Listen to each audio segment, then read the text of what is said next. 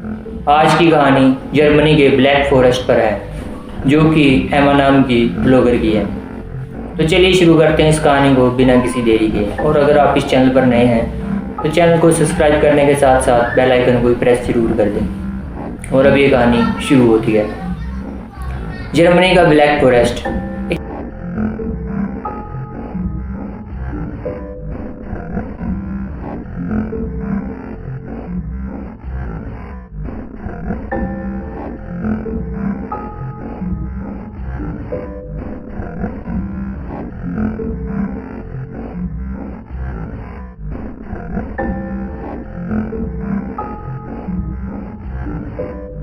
कैसा जंगल जहां रात होने के बाद कोई भी जाने की हिम्मत नहीं करता।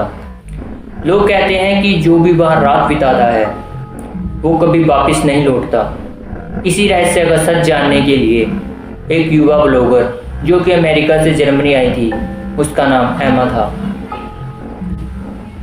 वो जर्मनी के डार्क फॉरेस्ट में पहुंचती है और शाम के समय जब वो अपना कैमरा सेटल करके ब्लॉगिंग करती है तो उसकी कहानी इस प्रकार स्टार्ट होती है। वह पहुंचती है और बोलती है, आज मैं इस जंगल का सबसे बड़ा रहस्य दुनिया के सामने उजागर करूंगी और सच सबके सामने लाऊंगी।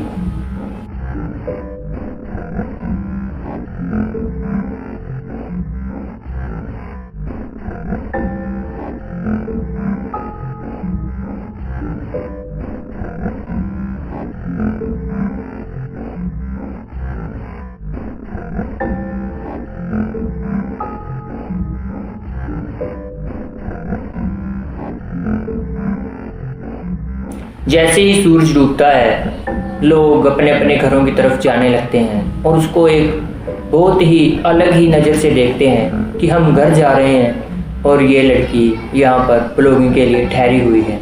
जैसे कि उनको पता हो कि हाँ इसके साथ कुछ अजीब घटने वाला है, लेकिन एमा इन सबसे अनजान अपनी ब्लॉगिंग में मस्त होती है।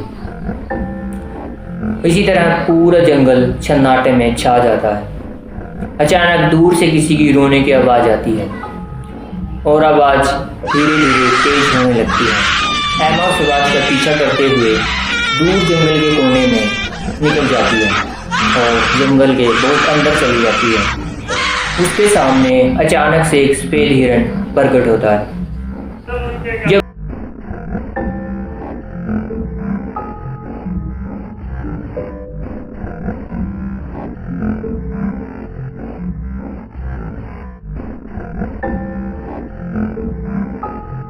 उसकी आंखें बिल्कुल काली होती हैं, जो कि अंधेरे में कैमरे की लाइट से चमक रही होती हैं। वह कुछ सेकंड तक एमा को देखता रहता है और फिर धीरे धीरे जंगल के अंदर भागने लगता है। एमा भी उसके पीछे पीछे दौड़ी, लेकिन कुछ ही देर बाद हिरन अचानक से गायब हो गया। उसी पल जंगल में जोर से घुर्राने की आवाज़ गूंज उठी। वो देखती है कि आधा इंसान और आधा घोड़ा उसके बिल्कुल सामने खड़ा है।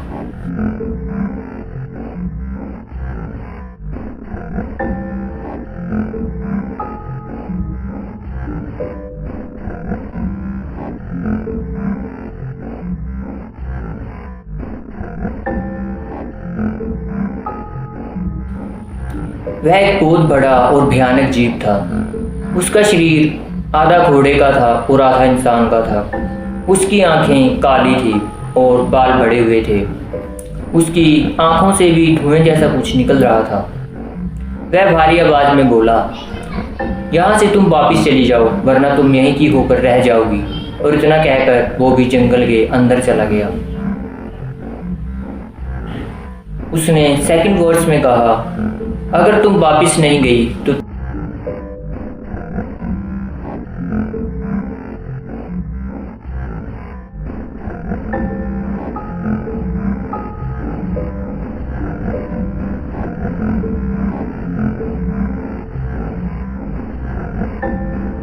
तुम यहीं की होकर रह जाओगी।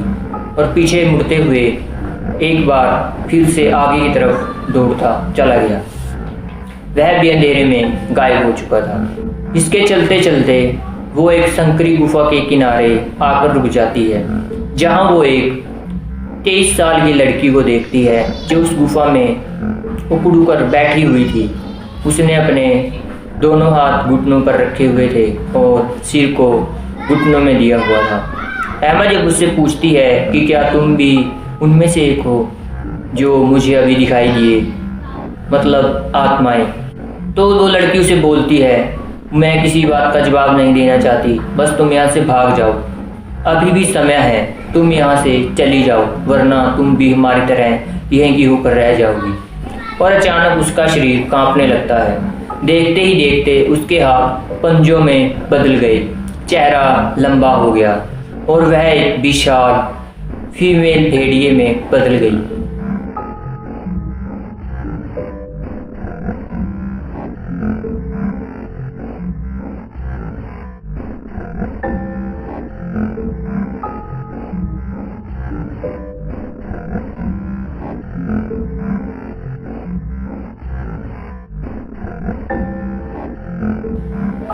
फिर उसके पीछे दर्जनों और वेयरवुल्फ दिखाई दिए जो कभी भी उस पर अटैक कर सकते थे। देखने में पहले वो सभी इंसान लग रहे थे, लेकिन उन्हें भेड़िया बनता देर न लगी। एमा को समझ में आया कि ये जंगल सच में डरावना है। जैसे हैरी पॉटर मूवी में दिखाया गया है, वैसे ही इस जंगल की सच्चाई उसने धीरे धीरे करके उजागर करनी शुरू कर दी थी।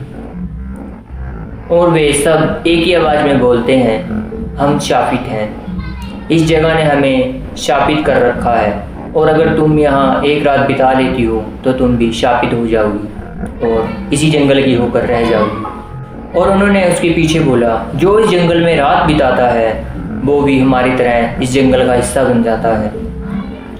इसके चलते चलते वो जंगल के बिल्कुल बीच में पहुंच गई, जहाँ एक बहुत बड़ा पेड़ था, काफ़ी पुराना, सैकड़ों सालों से वो खड़ा हुआ था।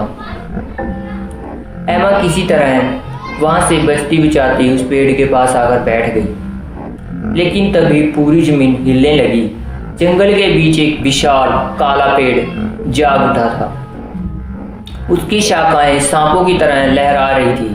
पेड़ के अंदर सैकड़ों इंसानों के चेहरे फंसे हुए थे। साथ ही वह सफ़ेद हिरन, आधा घोड़ा आधा इंसान और फीमेल वुल्फ बेयर और अनगिनत आत्माएं उसी पेड़ का हिस्सा बन चुके थे। सभी पेड़ उसके सामने झुक रहे थे जैसे उसको प्रणाम कर रहे हों और सभी आत्माएं उसको देखकर एहसास और डर महसूस कर रही थी।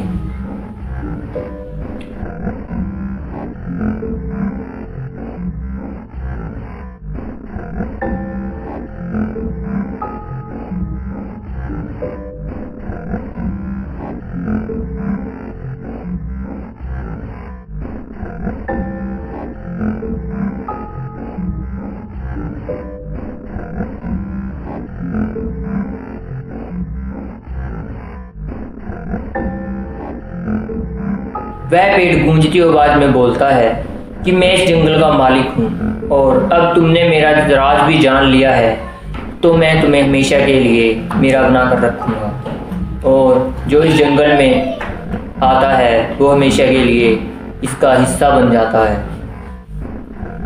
इसके चलते सब कुछ नॉर्मल था और समय भी अब 4 बजे के करीब हो चुका था। इतना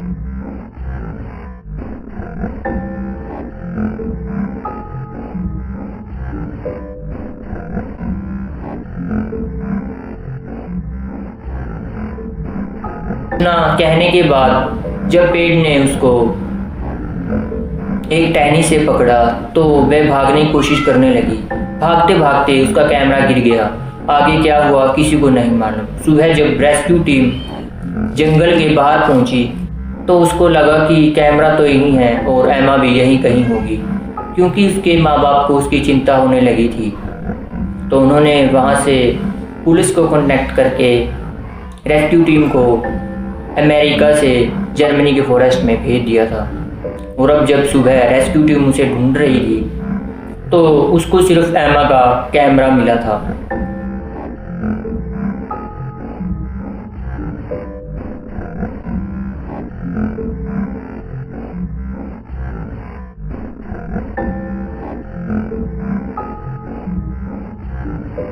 जो कैमरे में आखिरी रिकॉर्डिंग थी जिसमें एमा भाग रही थी। फिर कैमरा ज़मीन पर गिर चुका था। कुछ सेकंड बाद कैमरे के सामने एक लड़की अपने घुटनों में सिर दिए बैठी थी। उसकी आंखें बिल्कुल एमा जैसी लग रही थी। जो भी लोग इस वीडियो को देखते हैं वो बोलते हैं कि एमा नहीं रही, वो भी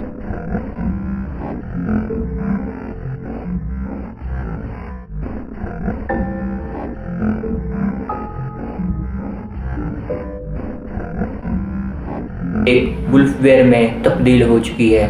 और ऐसा ही कुछ जब कैमरे की अच्छी तरह रिकॉर्डिंग चेक की गई तो एमा भी एक वुल्फवेयर में तब्दील हो चुकी थी। जर्मनी के लोग जब उन जंगलों में जाते हैं तो वो देखते हैं कि एक विदेशी लड़की मदद मांगती हुई दिखाई देती है, और जैसे ही कोई उसके पास जाता है तो वह मुस्कुराती है और अगले ही पल एक वुल्फवेयर में तब्दील हो जाती है।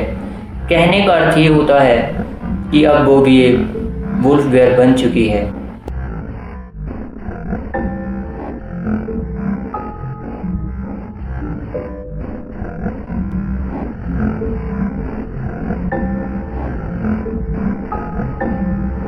उसकी ब्लॉगिंग ने उसको बहुत बड़ी सज़ा दे दी थी। ये थी दोस्तों एमा ब्लॉगर की कहानी, जो अमेरिका से जर्मनी के ब्लैक फॉरेस्ट में आई थी।